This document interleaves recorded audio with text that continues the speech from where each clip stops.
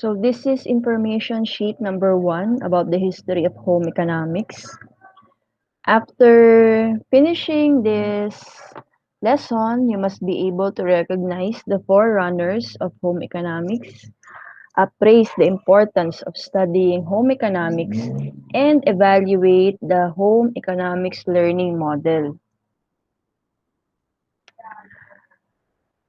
So sabi nga dito, no, most of individuals traditionally talaga is centered upon the home and family. Kaya naman yung home economics has been largely concerned with learning how to deal with problems and challenges of homemaking. So sa home economics, it helps us on how to have a workable household budget, plan and prepare nutritious meals, choose a fabric for draperies. Ano ba yung mga draperies? For example, yung mga curtains, o kaya sa ating mga bed sheets, and care for self and others. So, how do we define home economics? It can be called domestic science or home science. In modern times, home economics teaches people of all genders important life skills, so such as cooking, sewing, and finances. So, i-emphasize natin yung all genders. Kasi may connotation before na ang home economics is only catered for women, 'di ba?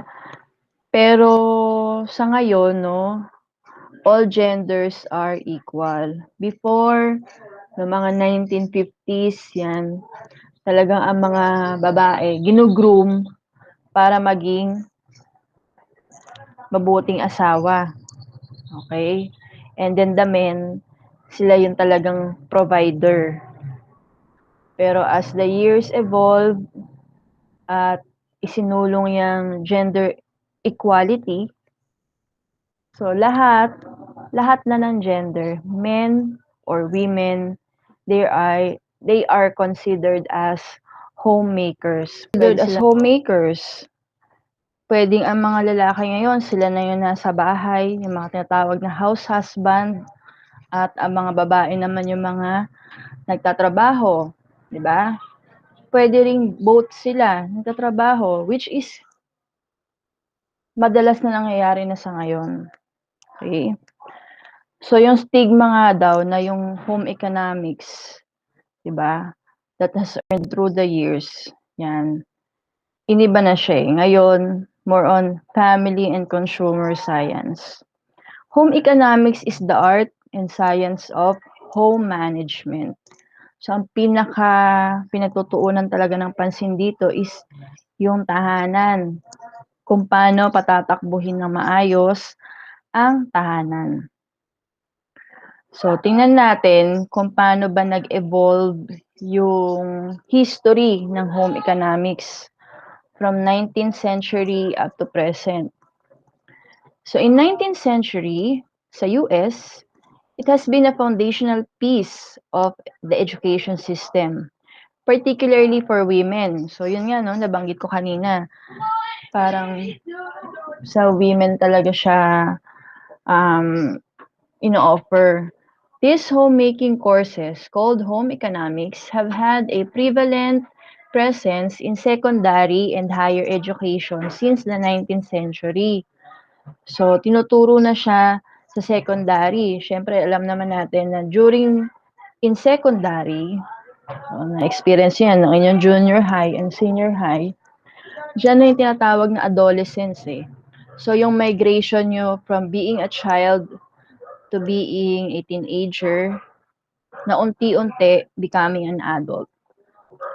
So, nire-ready na yung mga kababaihan in the 19th century para nga maging mabuting may bahay, mabuting nanay, mabuting asawa. At itinutuloy yon in higher education or dun sa tinatawag natin ngayon na tertiary level or yung college level. So, kinikilala si Catherine Beecher Catherine Beecher as one of the first to champion the economics of running a home. Okay? Okay, so the research ko si Catherine Beecher. So, mali pala yung spelling na nakalagay dyan sa module. Anyway, so si Catherine Beecher or Catherine Esther Beecher is an American educator known for her forthright opinions on female education. So, isa siya dun sa mga tinatawag nating nag-pioneer ng women empowerment. Okay, 'di ba yung girl power on female education kasi nga that time ang mga kababaihan hindi binibigyan ng opportunity makapag-take ng higher ed. Kumbaga, yung iba nga elementary graduate, okay na. Hindi na pag-aaralin ng high school or college kasi nga ang thinking is after nitong mag-aral, later on magpapamilya ito at hindi rin niya magagamit yung kanyang mga napag-aralan. Kumbaga mababalewala daw yung napag-aralan. So, hindi pinu-push na mag-aral ng higher education ng mga estudyante. Puro mga kalalakihan lang kasi nga sila yung tinatawag na provider ng family. Pero isa si Catherine nga na nag-push or nag-advocate na kailangan pag-aralin ng mga kababaihan dahil hindi lang naman pantahanan ng mga kababaihan, 'di ba? Hindi lang sila para maging nanay or para maging asawa.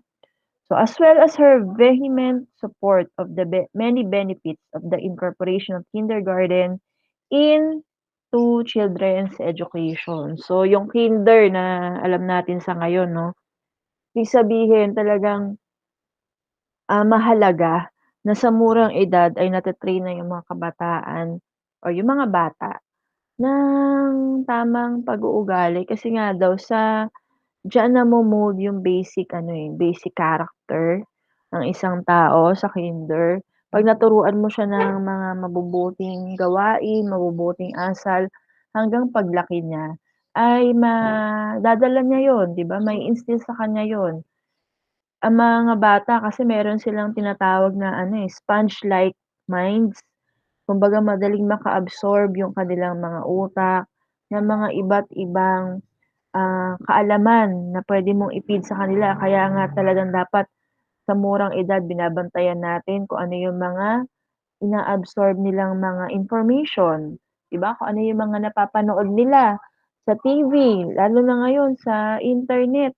Madali na yung access nila sa YouTube at sa YouTube iba't ibang content ang makikita nila diyan na minsan hindi pambata, okey? For example ako 'no, yung dalawang anak ko 14 at 10, 14 at magte-10 pa lang isa, 9 pa lang pala isa. Babad sila sa YouTube. So, aminado ako kung minsan hindi ko na nababantayan yung kanilang mga pinapanood. Pero nagtitiwala ako na hindi sila manonood ng mga bagay na hindi nila dapat panoorin dahil, bilang magulang na-instill na namin sa kanila na ito lang yung mga dapat niyong panoorin. At kung, isinapuso nila yung mga, pangangaral namin sa kanila, 'di ba, on their own, ay kaya nilang makapag-decide kung ano ba yung content na dapat lang nilang, i-consume. Okey, so gano'n 'no, gano'n kaimportante ang kinder or yung preschool ngayon sa mga kabataan. Okey, so balik tayo sa module kanina, okey, so ito yon kay Catherine. Catherine, A pala 'yun. So, next is si Abraham Lincoln, ano naman yung naging contribution niya, pinirmahan niya yung Morrill Act of 1862 sa US. Ano ba yung Morrill Act of 1862? So it granted land to each state or territory in America for higher educational programs in vocational arts, specifically mechanical arts, agriculture, and home economics. So, kumbaga, dinevelop 'tong home economics in a broader, range.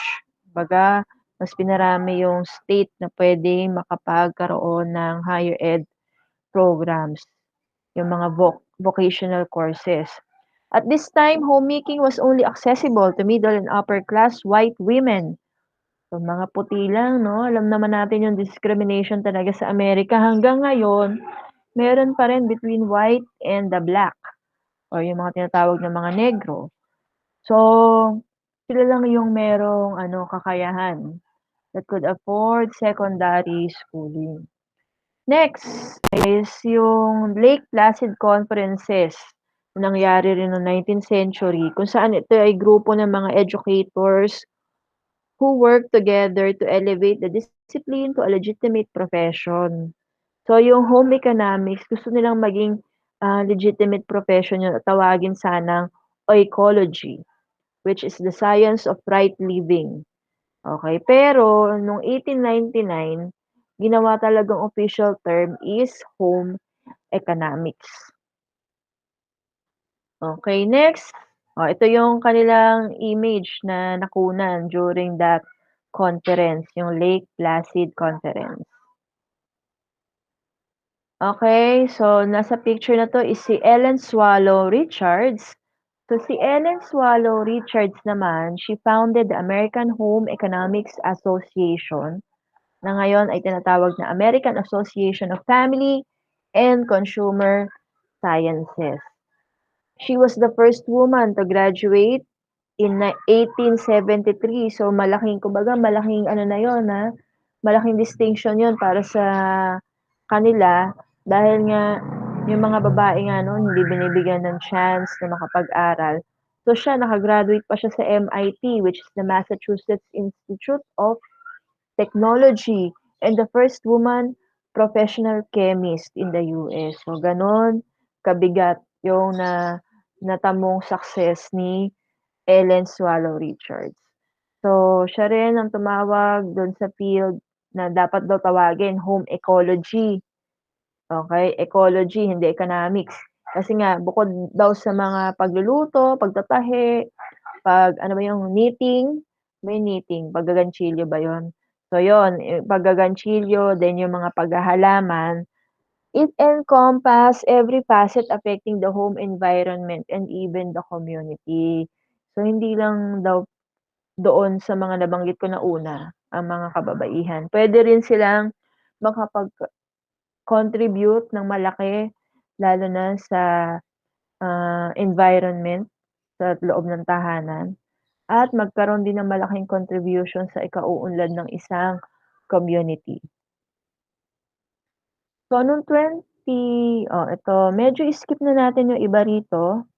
Okey, so tingnan natin yung iba na talagang nagkaroon ng great impact. Okay, so in 1970, the course became required for both men and women. So yung tinatawag nating gender equality, 'di ba? Kumbaga, hindi na nga lang siya pambabae, dapat pati mga kalalakihan matuto rin ng home economics. And then starting in 1994, it became a course in the US. Pero pinalitan nila yung ano, yung pangalan. Ginawa nilang Family and Consumer Science para naman medyo ano, appealing, 'di ba? And sabi nga, gender inclusive ang maging dating nitong home economics of family and consumer science. 21st century, present day, the prevalence of home economics course has declined. So nakakalungkot dahil nga hindi na masyadong tinangkilik yung home economics courses. Instead kasi yung mga schools nag-focus dun sa mga courses kung saan para makapag-prepare sila sa pagpasok sa mga universities. 'Di ba? Halimbawa yung mga engineering courses, gusto mong makapasok dun. So, ang pinag-igi diyan yung mga critical thinking skills sa science, sa math, okey, sa communication. Hindi na dun sa mga life skills, okey? Kasi nga ang talagang focus ng home economics is life skills na talagang magagamit ng estudyante kahit na maka-graduate na siya, okey? So, naging ang mentality na nga kasi is yun nga, yung industrial revolution na tinatawag. So, dapat employability ang focus. So yun, so medyo yun yung naging reason kung bakit nagkaroon ng decline sa, home economics. So yung homemaking and home economics courses have developed a negative connotation because of the negative gender bias associated with home economics. Kumbaga kahit na pinilit na nga siyang maging ano, gender inclusive, yung family and consumer science, ano pa din, mas inclined pa rin siya sa women, okey? Kasi nga nandun pa rin yung thinking na women are expected to take care of the home, okey? Pero in the US nga ano na, 'di ba, kumbaga equal na, okey? At kahit dito sa Pilipinas. So in the Philippines, ang nagdala naman sa'tin ng home economics courses ay yung mga TOMA sites. So nung sinakop tayo ng mga Amerikano, 'yan, pagdating nila sa'tin meron din silang mga dalang mga educators. Sila talaga yung nagturo, sa atin yung mga TOMA sites nung in 1901. Yung vocational training in housekeeping, household arts was made an important element in the girls' education. So dito sa Philippines, talagang sa mga kababaihan lang muna siya inoffer. So ito naman nasa picture si Elvesa Ann Stewart, a graduate of University of Nebraska. So nagpunta siya dito sa Philippines in 1913 and she became a teacher here and was also the superintendent of home economics in the Bureau of Education. So yung Bureau of Education na yun, Department of Education ngayon. So in Manila in 1929. Okay, naging superintendent pala si Elvesa Ann Stewart. Then, yung former senator naman natin noong 1948, si Dr. Helena Benitez, she founded naman the Philippine Home Economics Association. Okay, so para magsama-sama yung mga home economists and allied professionals to improve technology and livelihood education and edukasyong pantahanan at pangkabuhayan subject areas. Iba yung TLE and EPP na hanggang ngayon meron pa rin naman ganitong subject. So ang ano nito is yun nga 'no, to improve yung education and then the lives of Filipino families. Okay, we now go to the importance of home economics. So makikita naman natin maraming importance ang home economics. So pipili lang muna ako ng isa na gusto kong bigyan ng emphasis. Halimbawa dito sa to the individuals, ano ba yung importance ng home economics sa isang individual? It helps the individual to get prepared for the role of a homemaker. So talagang ano, malaki yung maitutulong nitong home economics sa atin 'pag natuto tayo, 'pag kumbaga 'pag inabsorb natin yung mga learnings na meron tayo sa home economics. Dahil mape-prepare na tayo dun sa mga possible challenges na puwede nating kaharapin once na naging pamilyadong tao na tayo.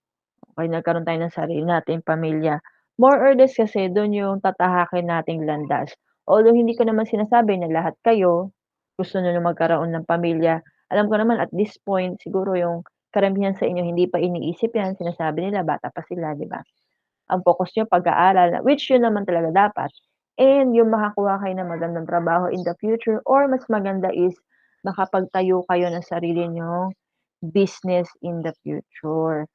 So, at least ngayon pa lang nagkakaroon na kayo ng mga ideas kung ano ba yung mga rules ng isang homemaker. Okay, so yan yung isa sa mga importance at meron pa diyang ibang mga importance ng home economics sa isang individual. Next, to the family. Ano bang importance ng home economics to the family? So we have listed here 5, pero bigyan ko ng emphasis itong number 3 'no. It helps members of the family to prepare for their expected roles in the society, 'di ba? Ano ba ang magiging role niyo sa society? Okay, paano ba kayo magkakaroon ng magandang contribution sa society? So, dapat sa tahanan pa lang nate-train na kayo kung paano maging mabuting anak, paano maging mabuting kapatid, 'di ba? Kasi nandun yung tinatawag nating social skills. Paano kayo makikipagkapwa-tao? Siyempre 'pag maayos yung makikitungo niyo sa inyong kapamilya, maayos din ang pakikitungo niyo sa ibang tao. Kumbaga sa tahanan sinisimulan kayong turuan na wag maging pasaway, 'wag maging sakit ng lipunan. Kung ini-instill natin yon sa ating sarili na dapat maging maayos ako bilang isang individual at bilang isang tao dahil hindi lang naman ito para sa ikabubuti ko kundi para sa ikabubuti ng ibang tao, eh, di maganda, 'di ba? Wala wala sana sigurong mga krimen, okey? Pero siyempre yun ay in the ideal world at alam naman nating in the real world meron talagang mga masasamang, nilalang. Pero kung kayo, 'di ba, mga nag-aaral kayo, alam niyo tinuturo sa inyo ang tama at mali. So, mas malaki yung advantage ninyo na makatulong sa society natin. So, donation, ano bang importance? It helps to improve the economy of a nation. Home economics products bring money into the nation in many ways, as those gainfully employed also pay taxes to the government used in developing the nation. So, 'di ba dito sa home economics marami tayong mga skills na matututunan dito, 'di ba? Yung kanina nabanggit natin yung sa food or yung sa cooking, sewing, embroidery, yung mga crafts na tinatawag natin. Yung mga hard skills naman, yung halimbawa sa mga kalalakihan, minsan naituturo rin 'yan. So, ah, 'pag halimbawa na natutunan niyo 'yan at na-realize niyo sa sarili niyo na, passion ko pala ito at gawin ko kaya itong business. O 'di makakatulong ka sa economy, 'di ba? Makakapagbigay ka ng trabaho sa ibang tao or yung kinikita mo siyempre binabawasan ka ng halimbawa ng tax dun, nakakapagbayad ka ng business tax, so nakakatulong ka sa nation. And halimbawa yung skill na yun, nagkaroon ka ng trabaho dahil sa skill na yun, o 'di makakatulong ka pa rin. Dahil yung kinikita mo o yung salary mo, tina-tax din yun, eh, 'di ba? So yun yung maitutulong mo sa nation. At ibalik ko lang 'no, dun sa kanina yung sa to the family or to the society, 'di ba? Nabanggit ko nga kanina kung halimbawa na-instill sa iyo na maging mabuting tao or mabuting anak at umiwas ka sa mga masasamang gawain gaya ng, drug abuse, 'yan, 'di ba? Makakatulong ka na sa community ninyo dahil hindi ka na magiging pasaway, okey? Nakatulong ka rin sa nation dahil nakabawas ka dun sa mga dapat hulihin na mga adik. Ano pa, halimbawa ngayong pandemic, bawal lumabas, 'di ba? Pinapayagan lang sa ibang lugar 18 pataas, sa ibang lugar 15 pataas. O kayo may kakayahan na kayong lumabas, 'pag may nakita kayong mga kabataan na nasa labas, 'di ba, puwede niyo silang pagsabihan, 'di ba, at pangaralan na hindi tama yung ginagawa nila dahil may virus pa. So yun yung mga maitutulong ninyo sa community na puwede niyong matutunan din sa home economics. So yun yung mga importance ng home economics. Next, itong ating home economics literacy model, kung saan pinapakita dito yung mga essential dimensions and areas of practice na 'pag nag-merge sila is yung magiging best practice. So, sa essential dimensions, we have 3, and areas of practice, we have 4 areas. Tingnan natin 'tong matrix, yung example kung paano ba naipapakita yung best practice. So, halimbawa dito sa academic discipline, yung area na academic discipline, sa needs of individuals and families. So, identification gaps in food labeling research.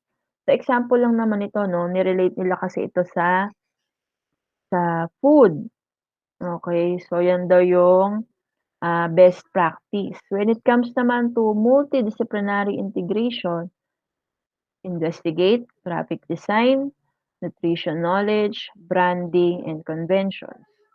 Pagdating naman sa transformative actions, propose new labeling conventions to meet the needs of food decision makers. So, kumbaga, paano ba nila mai-improve ang economy when it comes to food? So, sabi nila yung food labeling. Nag-research sila about food labeling. So, ano yung mga skills na kailangan nila? Ito, yung investigate, yung multidisciplinary integration tinatawag. At ano ang magiging transformative action nila? Magpo-propose sila ng mga bagong labeling conventions or process para naman ma-attract yung mga consumer na bilhin yung product na yun. Okay, yan yung example natin sa matrix or dito sa home economics literacy model. So the relationship between the four areas of practice and the three essential dimensions is the point where home economics practice occurs. What this point of merging represents is the presence of all four areas of practice through the three dimensions.